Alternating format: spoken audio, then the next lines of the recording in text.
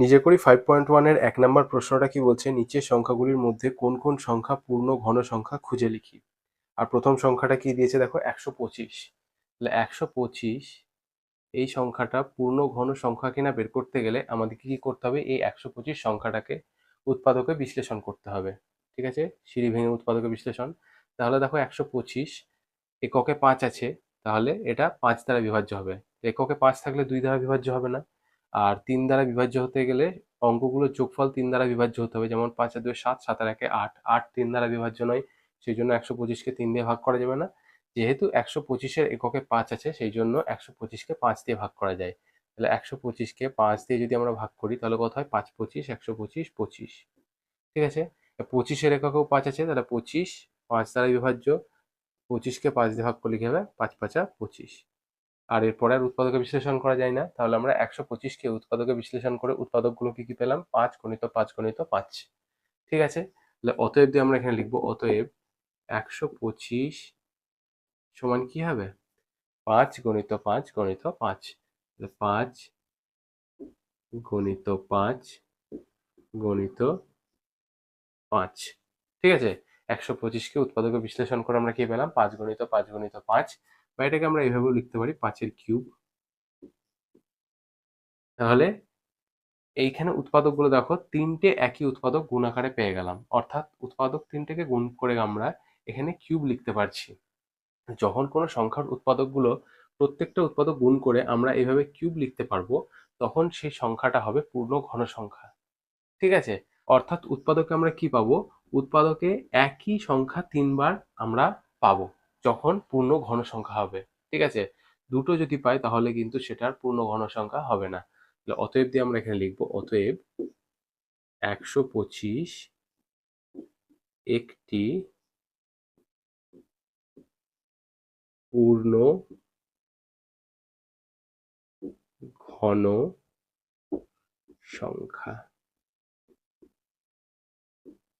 ঠিক আছে, এটাই হচ্ছে আমাদের প্রথম প্রশ্নের উত্তর। এই প্রশ্নটা আরেকবার বলে দিই, আমাদের প্রশ্নের মধ্যে কি বলেছে, 125 এই সংখ্যাটা পূর্ণ ঘন সংখ্যা কিনা যাচাই করতে হবে। ঠিক আছে, তো সেটা করার জন্য আমরা কি করেছি, 125কে উৎপাদকে বিশ্লেষণ করেছি এবং উৎপাদকগুলো কি কি পেয়েছি, 5 গণিত 5 গণিত 5। যখন কোনো সংখ্যার উৎপাদক আমরা এইভাবে তিনটে একই উৎপাদক পাবো, ঠিক আছে, যখন কোনো সংখ্যার উৎপাদক এইভাবে তিনটে একই সংখ্যা হবে বা 5-এর কিউব এরকম আমরা লিখতে পারবো, অর্থাৎ উৎপাদকের গুণ করে আমরা এখানে ঘাতে 3 লিখতে পারবো, তখন সেই যে সংখ্যাটা দেবে আমাদের এক্সাম্পল, সেই সংখ্যাটা কিন্তু অবশ্যই পূর্ণ ঘন সংখ্যা হবে। আর এটাই আমরা এখানে করেছি। এরপরে নেক্সট সংখ্যাটা কি দিয়েছে, 500। তাহলে 500টাকে আমাদেরকে যাচাই করতে হবে সেটা পূর্ণ ঘন সংখ্যা কিনা। সেটা করার জন্য আমরা কি করব, 500টাকে উৎপাদকে বিশ্লেষণ করব। ঠিক আছে, তাহলে 500 দেখো এককে 0 আছে মানে জোড় সংখ্যা, 2 দ্বারা বিভাজ্য। তাহলে 500কে 2 দিয়ে ভাগ করলে কি হয়, 250। 250 একটা জোড় সংখ্যা, এককে 0 আছে, তাহলে 250কে 2 দিয়ে ভাগ করলে কি হয়, 125 দুগুণে 250, 125। 125 5 দ্বারা বিভাজ্য, 125কে 5 দিয়ে ভাগ করলে কি হয়, 5 25 125। 25ও 5 দ্বারা বিভাজ্য, 5 5 25। ঠিক আছে, তাহলে আমরা এই 500 এই সংখ্যাটাকে উৎপাদকে বিশ্লেষণ করে উৎপাদকগুলো কি কি পেলাম, 2 গণিত 2 গণিত 5 গণিত 5 গণিত 5। ঠিক আছে, অতএব 500 সমান আমরা কি লিখবো এখানে, 500 সমান 2 গণিত 2 গণিত 5 গণিত 5 গণিত 5। 2 গণিত 2 গণিত 5 গণিত 5 গণিত 5। ঠিক আছে, তাহলে 2 গণিত 2 মানে কি করব, 2 গণিত 2 মানে 2 এর স্কোয়ার গণিত 5 গণিত 5 গণিত 5 মানে 5-এর কিউব। ঠিক আছে, তাহলে এখানে আমরা দেখতে পাচ্ছি যে 2 এর ঘাত কিন্তু স্কোয়ার হচ্ছে, কিন্তু 5-এর ঘাত কিউব হচ্ছে। যদি 500 একটা পূর্ণ ঘন সংখ্যা হতো, তাহলে 2 এর ঘাত এখানে কিউব হতো, 5-এর ঘাত তো কিউব থাকতোই। ঠিক আছে, এখানে যেহেতু 2 এর ঘাত স্কোয়ার আসছে, কিউব আসছে না, সেই জন্য 500 কিন্তু একটা পূর্ণ ঘন সংখ্যা হবে না। ঠিক আছে, তাহলে অতএব দিয়ে আমরা লিখবো, অতএব 500 একটি পূর্ণ ঘন সংখ্যা নয়। বোঝাতে পারলাম? পূর্ণ ঘন সংখ্যা হওয়ার জন্য কি করতে হবে, এই যে উৎপাদকগুলো আসবে প্রত্যেকটা উৎপাদকের ঘাতে কিন্তু কিউব থাকতে হবে। ঠিক আছে, এখানে 5-এর কিউব আছে, এখানে যদি 2-এর কিউব থাকতো স্কোয়ার না থেকে, তাহলে কিন্তু 500টা একটা পূর্ণ ঘন সংখ্যা হয়ে যেত। কিন্তু যেহেতু 2-এর ঘাতে স্কোয়ার চলে আসছে, সেই জন্য 500কে আমরা পূর্ণ ঘন সংখ্যা বলতে পারবো না। এর পরের সংখ্যাটা কি দিয়েছে 64, তাহলে 64কে যাচাই করে দেখতে হবে যে ইহা একটি পূর্ণ ঘন সংখ্যা কিনা। ঠিক আছে, সেটা করার জন্য আমরা কি করব, 64কেও উৎপাদকে বিশ্লেষণ করব। 64 একটা জোড় সংখ্যা, 2 দ্বারা বিভাজ্য। 64কে 2 দিয়ে ভাগ করলে কত হয়, 32 দুগুণে 64। 32 একটা জোড় সংখ্যা, 2 দ্বারা বিভাজ্য হবে, 16 দুগুণে 32। 16 জোড় সংখ্যা, 2 দিয়ে ভাগ যায়, 8 দুগুণে 16। 8কে 2 দিয়ে ভাগ করে কত পাচ্ছি, 4 দুগুণে 8, আবার 4কে 2 দিয়ে ভাগ করে কি পাচ্ছি, 2 দুগুণে 4।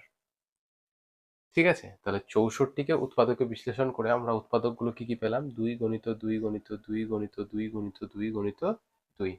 তাহলে অতএব আমরা এখানে লিখবো, অতএব 64 সমান কি হবে, 2 গণিত 2 গণিত 2 গণিত 2 গণিত 2 গণিত 2, অর্থাৎ 6টা 2 এর গুণফল। তাহলে 2 গণিত 2 গণিত 2 গণিত 2 গণিত 2 গণিত 2। ঠিক আছে, তাহলে 6টা 2, তাহলে এখানে 3টে, এখানে 3টে, তাহলে আমরা সমান দিয়ে কি লিখতে পারি, 2 এর কিউব গণিত, আবার এখানে 3টে 2 এর জন্য 2 এর কিউব। প্রথম 2 এর কিউব কিসের জন্য হলো, এখান থেকে এইটুকুর জন্য, এই 2 এর কিউবটা, আর এই 2 এর কিউবটা হলো এইখান থেকে এইটুকুর জন্য। বোঝাতে পারছি? তাহলে দেখো, আমরা 64কে উৎপাদকে বিশ্লেষণ করে যে উৎপাদকগুলো পেলাম, তাদেরকে আমরা কিউব আকারে লিখতে পারছি। তার মানে কি, তার মানে এটাই যে 64 একটা পূর্ণ ঘন সংখ্যা। অতএব দিয়ে আমরা লিখবো, অতএব 64 একটি পূর্ণ ঘন সংখ্যা। ঠিক আছে, আর এটাই হচ্ছে আমাদের উত্তর। এরপর নেক্সট সংখ্যাটা কি দিয়েছে, 7-এর কিউব। ঠিক আছে, 7-এর কিউব, তাহলে এখানে উৎপাদকে বিশ্লেষণ করার কোনো দরকারই নেই, কারণ 7-এর কিউব মানে কি, 7 গণিত 7 গণিত 7। তাহলে 7-এর কিউবকে আমরা 7 গণিত 7 গণিত 7 লিখতে পারছি, বা 7-এর কিউব আছে, পাওয়ারই তো কিউব আছে, তার মানে কি, এটা একটা পূর্ণ ঘন সংখ্যা। অতএব এখানে আমরা লিখব যে 7-এর কিউব একটি পূর্ণ ঘন সংখ্যা। ঠিক আছে, আর এটাই হচ্ছে আমাদের উত্তর। এরপর নেক্সট সংখ্যাটা কি দিয়েছে, 729। তাহলে 729 এই সংখ্যাটা পূর্ণ ঘন সংখ্যা কিনা আমাদেরকে যাচাই করতে হবে। যাচাই করার উপায় কি হচ্ছে, এই 729 এই সংখ্যাটাকে উৎপাদকে বিশ্লেষণ করতে হবে। 729-এর এককে বিজোড় সংখ্যা আছে, 9 আছে, তার মানে এটা 2 দ্বারা বিভাজ্য হবে না। এককে 0 কিংবা 5 নেই, তাহলে 5 দিয়েও ভাগ করা যাবে না। তাহলে আমরা 3 দিয়ে দেখতে পারি, তাহলে 9 আর 2 11, 11-র সাথে 18, 18 3 দ্বারা বিভাজ্য, তার মানে 729 3 দ্বারা ভাগ যাবে। 3 দিয়ে ভাগ করে কি পাচ্ছি আমরা, 3 দুগুণে 6, 12 হলো, 3 4-এ 12, 3 3-এ 9, 243। তাহলে 243, দেখো 4 আর 2 6, 6 আর 3-এ 9, 243ও 3 দ্বারা বিভাজ্য, 3 8-এ 24, 3 1-এ 3। তাহলে 243-কে 3 দিয়ে ভাগ করে আমরা কত পাচ্ছি, 81 পাচ্ছি। 81ও 3 দ্বারা বিভাজ্য, 3 27 81 হয়, আর 27ও 3 দ্বারা বিভাজ্য, 3 9 27, আর 9-কে 3 দিয়ে ভাগ করলে কি হবে, 3 3-এ 9। ঠিক আছে, তাহলে 729-কে উৎপাদকে বিশ্লেষণ করে আমরা কি পেলাম, 3 গণিত 3 গণিত 3 গণিত 3 গণিত 3 গণিত 3। অতএব দিয়ে আমরা এখানে লিখবো, অতএব 729 সমান কি হবে, 6টা 3-এর গুণফল। 3 গণিত 3 গণিত 3, ঠিক আছে, গণিত 3 গণিত 3 গণিত 3, ঠিক আছে। 729কে উৎপাদকে বিশ্লেষণ করে আমরা এইভাবে 6টা 3-এর গুণফল পেয়েছি। তাহলে প্রথম 3টে 3-এর জন্য এই 1টা 2টো 3টে 3-এর জন্য আমরা এখানে কি লিখতে পারি, 3-এর কিউব গণিত এই নেক্সট 3টে 3-এর জন্য আমরা এখানে কি লিখতে পারি, আবার 3-এর কিউব। বোঝাতে পারলাম? প্রথম 3টে 3-এর জন্য এখানে 3-এর কিউব হলো, আর নেক্সট 3টে 3-এর জন্য এখানেও আবার 3-এর কিউব হলো, ঠিক আছে। তাহলে আমরা এখানে কি বুঝতে পারছি যে 729-এর উৎপাদক যেগুলো আসছে তাহলে প্রত্যেকটাকে আমরা কিউব আকারে লিখতে পারছি। আর যখন আমরা 729-এর উৎপাদকগুলোকে এইভাবে কিউবের আকারে লিখতে পারবো, তার মানে কি, তার মানে আর কিছুই নয়, 729 এই সংখ্যাটা একটা পূর্ণ ঘন সংখ্যা। অতএব দিয়ে আমরা লিখবো, অতএব 729 একটি পূর্ণ ঘন সংখ্যা, ঠিক আছে। আর এটাই হয়ে যাচ্ছে আমাদের নির্ণেয় উত্তর।